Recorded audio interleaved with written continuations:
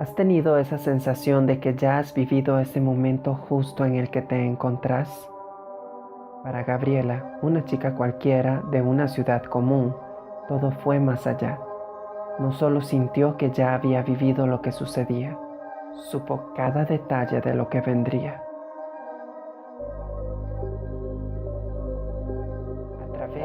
A través de El Cristal, más que un déjà vu.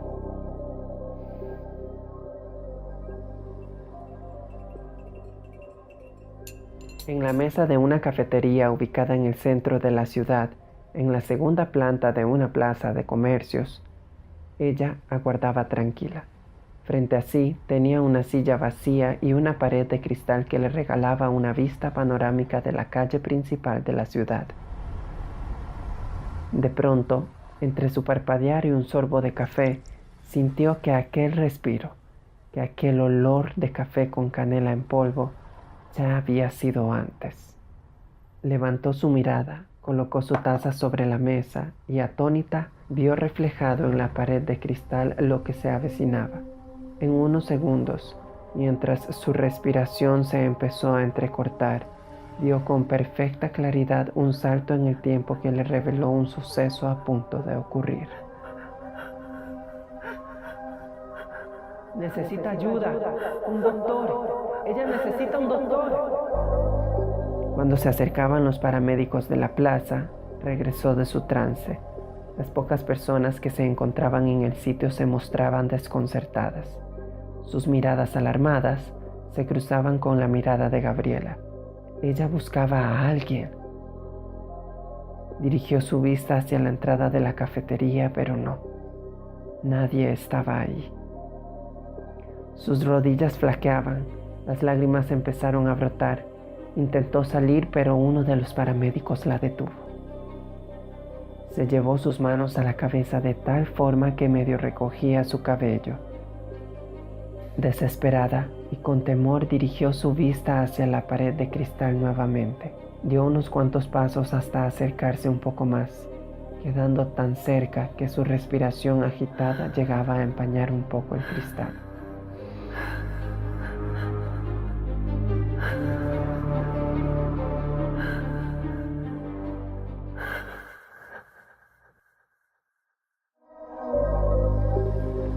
En la calle principal de la ciudad, al semáforo cambiar a rojo de inmediato, un sujeto se dispuso de manera apresurada a cruzar la calle, sin notar que un conductor de un automóvil quiso jugarse la suerte de pisar el acelerador al último segundo.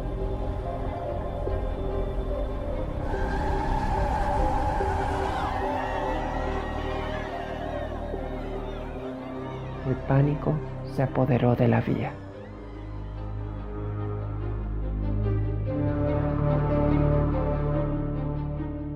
Sin moverse de aquel sitio, aún observaba como por inercia a través del cristal. Fuera de sí, su teléfono celular empezó a sonar. La joven que atendía la cafetería que hacía hora y media había quedado sin clientes, a excepción de Gabriela, quien permanecía en shock, se tomó la libertad de contestar la llamada. Tras una breve conversación, buscaba las palabras idóneas, si es que existían tales, para comunicarle a Gabriela que el cuerpo de su hermano esperaba a ser reclamado en la morgue judicial.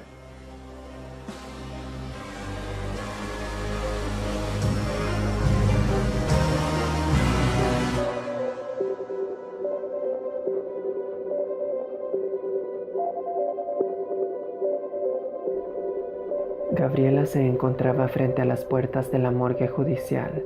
Poco tiempo había pasado después de haber vivido una de las situaciones más extrañas en su vida, donde vio claramente por medio del reflejo de una pared de cristal un salto en el tiempo que le revelaba como un joven, quien sería la cita de otro que se encontraba sentado a solo 3 mesas de ella en una cafetería, sería arrollado por un vehículo que se saltó la luz roja del semáforo.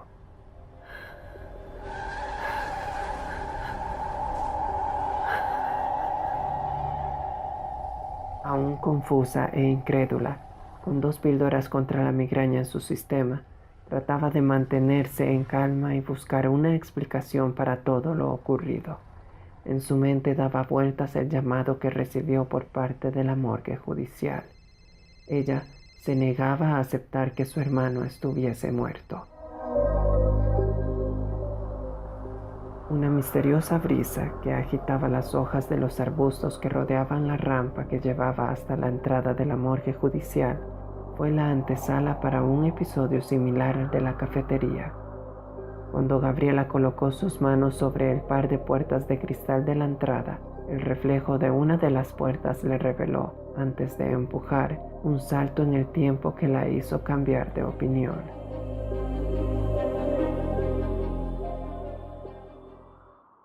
Ahora se dirigía a paso rápido hacia un callejón sin salida ubicado entre 2 edificios a unas cuantas cuadras de donde se encontraba. Mientras Gabriela atravesaba la ciudad para llegar hasta el callejón, ahí 2 sujetos intercambiaban algo más que palabras. Ambos vestían un jean y sudadera negra con capucha.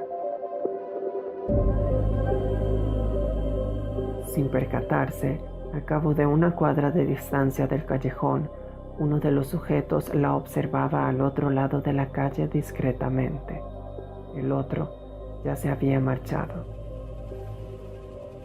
Tomó un taxi y llevaba consigo una carpeta de papel. Finalmente, al llegar, el callejón estaba solitario. No había nadie allí. Ella se adentró un poco. Lo analizaba como cerciorándose de que se trataba del sitio correcto. Llegó hasta el final, donde se encontraba una especie de verja herrumbrada que iba desde el suelo hasta la altura de la azotea de los edificios que formaban aquel pasadizo. Al confirmar que el sitio era el mismo y tras haber esperado unos minutos como aguardando a que algo ocurriera, decidió retirarse. Gabriela había dado tan solo unos cuantos pasos para salir del callejón.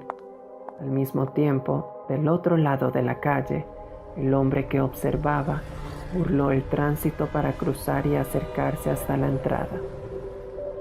Antes de entrar, exhaló, y el vaho que dejó a su paso evidenciaba que la noche se acercaba, que la temperatura del ambiente empezaba a bajar. Sin palabras, Gabriela de pronto se encontraba a la mitad de un callejón sin salida, frente a un hombre que cubría su identidad bajo la sombra de su capucha, aunque ella sabía de quién se trataba, o eso creía.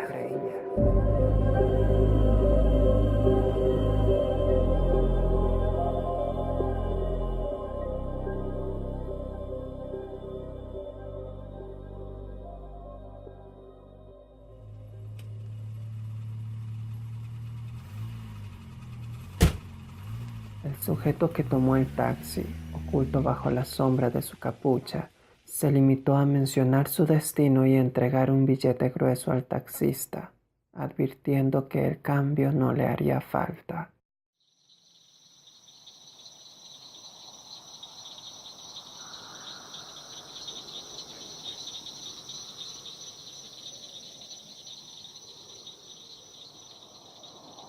Con una noche nublada como parte del escenario, a la orilla de un lago un tanto alejado de la ciudad, él aguardaba.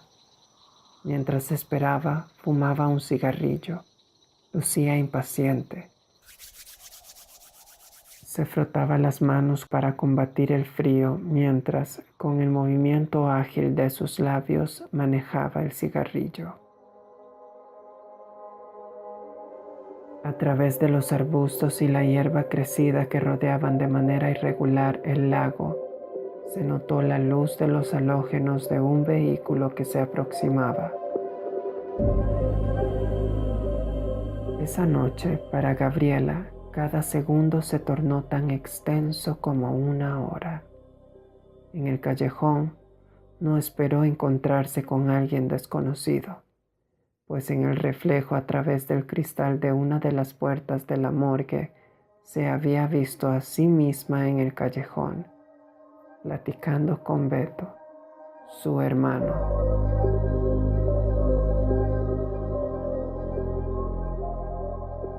Para él, el asunto de ver más allá del presente no era algo desconocido.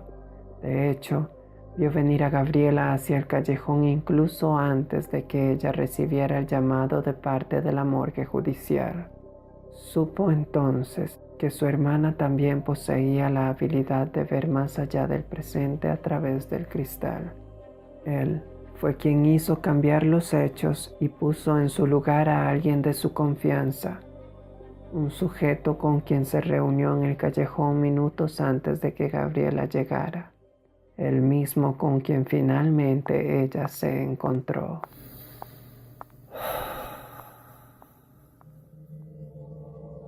Antes del encuentro en el callejón, varios meses habían pasado desde que para Beto el hecho de ver más allá del presente resultó ser cotidiano.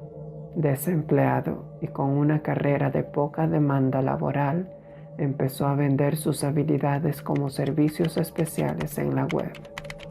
Todo marchó bien hasta hacía un par de semanas, cuando uno de los líderes narco en la ciudad lo contactó para un servicio especial. La paga, un cheque de dólares en blanco con capacidad de hasta 6 cifras. La tarea, anticipar que los movimientos durante el rescate de la esposa de quien lo contrató sucedieran como estaban acordados. Ella había sido secuestrada por otro bando de narcos, quienes a cambio pedían el dominio total de ventas de droga en la ciudad. La mano derecha del sujeto que contrató los servicios de Beto resultó ser un soplón. Al enterarse del plan de su jefe, quien no pretendía solamente rescatar a su esposa, puso al tanto a una persona específica del otro bando.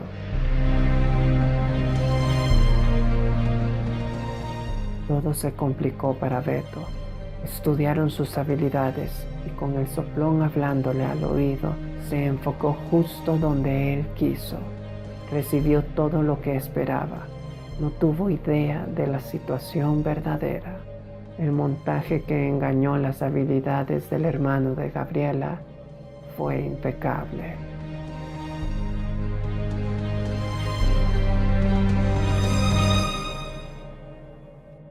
De pronto, Beto estaba en medio de un enfrentamiento entre narcos en una edificación en ruinas en las afueras de la ciudad. Supo entonces con certeza lo que se avecinaba. En ese instante, el sujeto para quien trabajaba se abalanzó sobre él y lo encañonó, sujetándole con fuerza el brazo derecho contra su espalda. Su cabeza estaba en medio del suelo y un arma semiautomática calibre 45. Claramente, sus habilidades estaban en tela de juicio. Sin decir nada, con dificultad, sacó su brazo izquierdo que se encontraba prensado bajo su cuerpo y señaló al soplón, quien al notar su acción le apuntó con el arma.